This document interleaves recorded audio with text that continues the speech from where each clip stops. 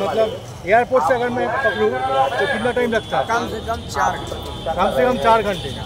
2200 kilometre around आता है, लेकिन 4 घंटे आप सुन ही पा रहे हैं कि 4 Passengers sitting on the left can have a pleasant view of Sangam now. Finally we have reached Prayagraj airport.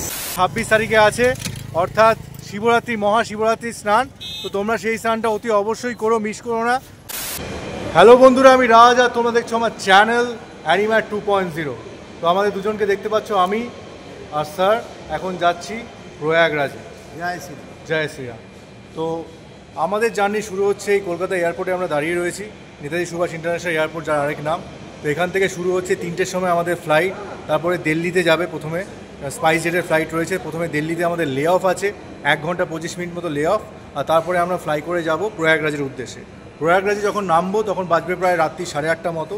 তো সঙ্গে থাকো আমার এই জার্নির, আরও কী ঘটতে চলেছে সামনে, উই নেভার নো। সবসময় এক্সাইটমেন্টে ভরা থাকবে এই জার্নি পুরোপুরি, তাই সঙ্গে থাকতে হবে আমার। তো পিছনেই আমার রয়েছেন মা দুর্গার একটা সিলিকন মডেল, তোমাদের সামনে তুলে ধরলাম সেটা। তো মায়ের আশীর্বাদ নিয়ে চলো জার্নি শুরু করা যাক।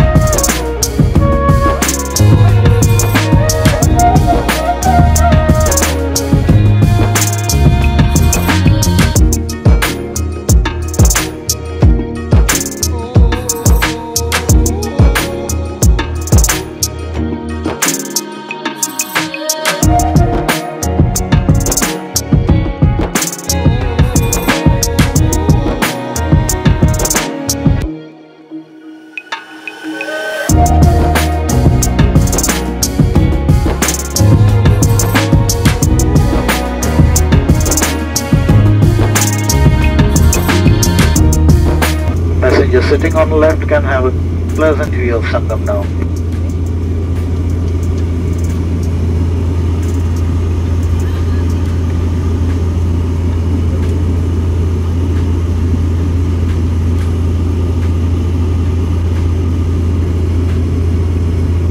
Finally we have rich Prayagraj airport.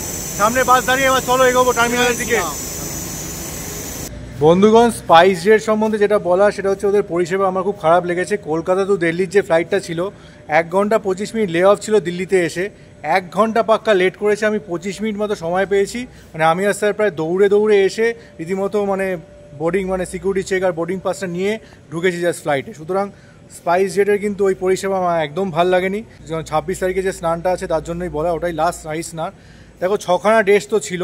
13 তারিখ একটা ছিল, 13ই জানুয়ারি। তারপরে 14 তারিখ একটা ছিল মকর সংক্রান্তি স্নান। তারপর 29তে একটা ছিল যেটা হচ্ছে অমাবস্যা, মৌনী অমাবস্যার স্নান। তারপরে 3 তারিখ ছিল একটা বসন্ত পঞ্চমী স্নান। তারপরে কালকে রয়েছে আর কি 12 তারিখে, যেটা হচ্ছে মাঘী পূর্ণিমা স্নান। এবং সর্বশেষ স্নান যেটা রয়েছে সেটা হচ্ছে মহাশিবরাত্রির স্নান 26 তারিখে রয়েছে, 26শে ফেব্রুয়ারি। বন্ধুগণ, এই হচ্ছে দেখো প্রয়াগরাজ এয়ারপোর্ট। আর এখানে খুব সুন্দরভাবে এই সমুদ্র মন্থনের আর কি সেই এপিক সিনটাকে তুলে ধরেছে আর কি। মানে সমুদ্র মন্থন চলছে, এদিকে অসুররা রয়েছে, বাসুকি নাগ ধরে টানাটানি চলছে, আর ওইদিকে দেবতারা রয়েছে। এর থেকেই তো অমৃত পাণ্ড উঠেছিল। তো অমৃতের পাণ্ড যখন ওঠে তখন মোহিনী রূপে বিষ্ণু অসুরদের কাছ থেকে সেই অমৃতের পাণ্ডটা নিয়ে আসে এবং ডিউ টু লিকেজ 4 জায়গায় 4টে ড্রপ পড়েছিল।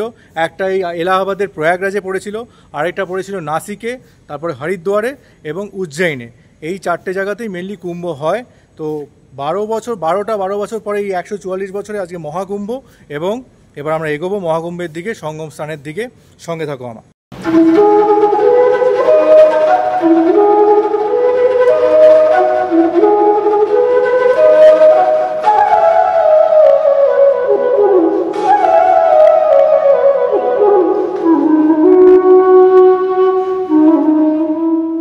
বন্ধুগণ, এখন আমরা অনেকটাই সঙ্গম স্থলের কাছাকাছি চলে এসেছি। এখান থেকে সামনে মেলার পুরো গ্রাউন্ডটা দেখা যাচ্ছে। আশা করি দেখতে পাচ্ছ সবাই এগোচ্ছে সঙ্গমের দিকে পুণ্য স্নান করতে, মানে মাঘী পূর্ণিমা যে পুণ্য স্নান আছে তার জন্য। তো তোমরাও দেখতে থাকো, আমরা এগোচ্ছি। আমরা বাইকের একটা সাড়া নিয়েছি, দুটো বাইক নিয়েছি আমি আর স্যার। সেই বাইক করেই যতটা পারছি এগোনোর চেষ্টা করছি। তারপর তো লাস্টের দিকে পায়ে হাঁটতেই হবে, তাই সঙ্গে থাকতে হবে আমাদের। तो ये भाई साहब लोग हम दोनों को लेके आए हैं दशरथ समेत घाट पे। तो भाई साहब इन दिनों ट्रैफिक बहुत ज़्यादा है क्या? बहुत ज़्यादा। मतलब कितना टाइम लगता है उस मतलब एयरपोर्ट से अगर मैं पकड़ूँ तो कितना टाइम लगता है? कम से कम 4 घंटे। कम से कम 4 घंटे। 2200 किलोमीटर अराउंड आता है, लेकिन 4 घंटे आप सुन ही पा रहे हैं कि 4 घंटे लगते हैं। 2 व्हीलर ड्रॉप में ही 4 घंटा लग जाता है। तो समझो कि 4 व्हीलर लेंगे तो क्या हालत होगा। तो अभी हम लोग दशरथ समेत घाट में हैं। तो इधर से कितना दूर है घाट? इधर से मतलब पास में है, 20 मीटर भी। और इधर हम पुण्य स्नान कर सकते हैं। तो आज तो आपको पता होगा कि आज तिथि है 12 तारीख जो है माघी पूर्णिमा का तिथि है। तो इसमें हम लोग पुण्य स्नान करेंगे, उसके बाद देखेंगे थोड़ा मेला घूमेंगे। तो ये लोग को थैंक यू, बहुत बहुत सारा थैंक यू, क्योंकि ये लोग अगर नहीं होते तो हम लोग इतना जल्दी नहीं आ पाते।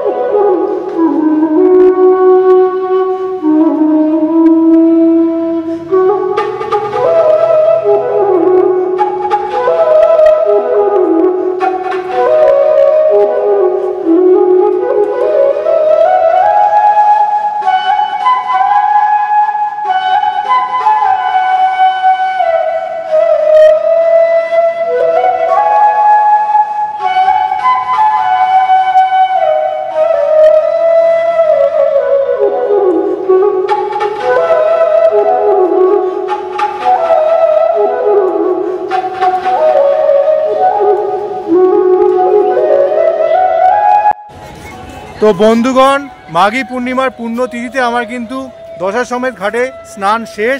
আমার সাথে স্যারেরও স্নান হয়েছে। কি স্যার বলুন, কেমন লাগছে? এবার খুব ভালো, খুব ভালো ব্যবস্থাপনা কি মনে হচ্ছে এখানে এসে? সুন্দর, খুব পরিষ্কার ঘাট। একদমই তাই, এবং সুন্দরভাবে ভিড়টাকে এরা ম্যানেজ করছে। আরামসে আমরা এসে কিন্তু স্নান করেছি মনে ভক্তি ভরে। মন ভরে গেছে এখানে, পরিবেশটা অসাধারণ। তো আর কি কি হয় সামনে দেখতে থাকো তোমরা। বন্ধুগণ, যত রাত বাড়ছে তত কিন্তু ভিড়টাও বাড়ছে। আমি একবার ভিড়টা তুলে ধরার চেষ্টা করছি তোমাদের সামনে, দেখে নাও।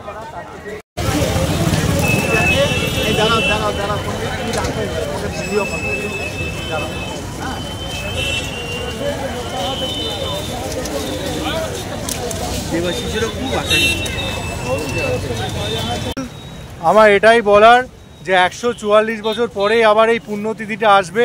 তাই তোমরা যারা এখনও স্নান শেষ করনি, আজকের পরে আর কি, মানে এই 11-12 পরে, এরপরে লাস্ট স্নান হচ্ছে 26 তারিখে আছে, অর্থাৎ শিবরাত্রি, মহাশিবরাত্রির স্নান। তো তোমরা সেই স্নানটা অতি অবশ্যই করো, মিস করো না। যারা যারা পারবে, যতই কষ্ট হোক এসে করে যেও, ওটা মনের শান্তির জন্য। তো আমরা তো স্নান করলাম যেখানে, সেটা হচ্ছে দশার সমেত ঘাট। তো তোমরা অতি অবশ্যই আসো। এই 144 বছর পরে যে এই পুণ্যতিথিতে এত মানুষের সমাগম হয়েছে এই প্রয়াগরাজে, সেই এক্সপিরিয়েন্সের জন্য আসো। আর এই আমার চারিদিকে তুমি দেখতে পাচ্ছ, আজকে একটা পোলের উপর দিয়ে আমি হাঁটছি, নিচে গঙ্গা বয়ে চলেছে।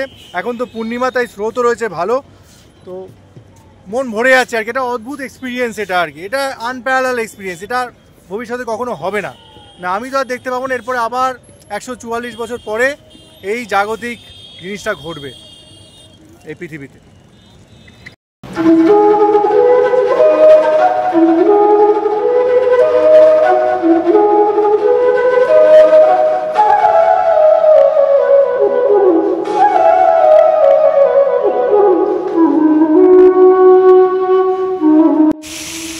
বন্ধুগণ, ঘড়ির কাঁটা এখন 1:10, আর আমরা আবার প্রয়াগরাজ এয়ারপোর্টের মধ্যে ঢুকছি।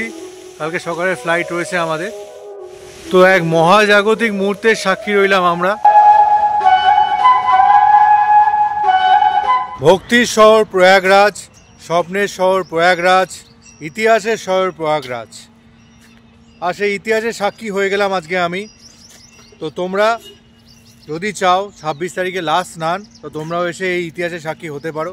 তাই দেরি না করে যে যেভাবে পারছো আর কি, যদি বাস অ্যারেঞ্জ করতে পারো তাহলে সেটা করে চলে আসতে পারো আর কি। কিন্তু অনেক আগে থেকে হয়তো আটকে দেবে ডিউ টু ট্রাফিক। ট্রেন হলে খুবই ভালো হয়। তো যদি তোমরা ট্রেনের টিকিট পাচ্ছ, তৎকালে পাচ্ছ, তাহলে চলে এসো প্রয়াগরাজ স্টেশনে নেবে। ওখান থেকে খুবই কাছে সঙ্গম, যে কোনো ওখানে অনেক অটো রয়েছে কিংবা বাইক রয়েছে। বিশেষ করে বাইকটা অ্যাভেল করার চেষ্টা করো, কারণ বাইক অলিগলি দিয়ে নিয়ে যাবে তোমাদের খুব সঙ্গমের কাছে, তোমাদেরই সুবিধা। বন্ধুগণ, আরেকটা কথা কিন্তু তোমরা মাথায় রেখো, সেটা হচ্ছে তোমরা যদি বাইক নাও দরদাম করে নেবে, কেননা যার থেকে যা পারছে নিচ্ছে। এখন তো মেলার সময়, তাই এখনই ওরা মেনলি বিজনেসটা করবে। তো পার হেড মানে একটা ওয়ান ওয়ে আসতেই 3000 করে নিচ্ছে, 2000 করে নিচ্ছে। তো দরদাম কিন্তু করে নিও। বাদ বাকি এখানকার অ্যাম্বিয়েন্সটা খুবই ভালোভাবে ম্যানেজ হচ্ছে পুরো ভিড়টা, তোমাদের মন ভরে যাবে এলে। কিন্তু হ্যাঁ, দরদাম কিন্তু করে নেবে। হর হর মহাদেব। তো মহাকুম্ভ স্নানের এই ভিডিও আজকে এই অবধি রাখলাম। আশা করি ভিডিওটা ভালো লাগবে। ভিডিওটা ভালো লেগে থাকলে শেয়ার করে দিও আর একটা লাইক করে দিও, তাহলে তোমাদের এই লাইকগুলো একটা ইন্সপিরেশন হয়ে দাঁড়ায় আমার জন্য। ব্যাস এইটুকুই।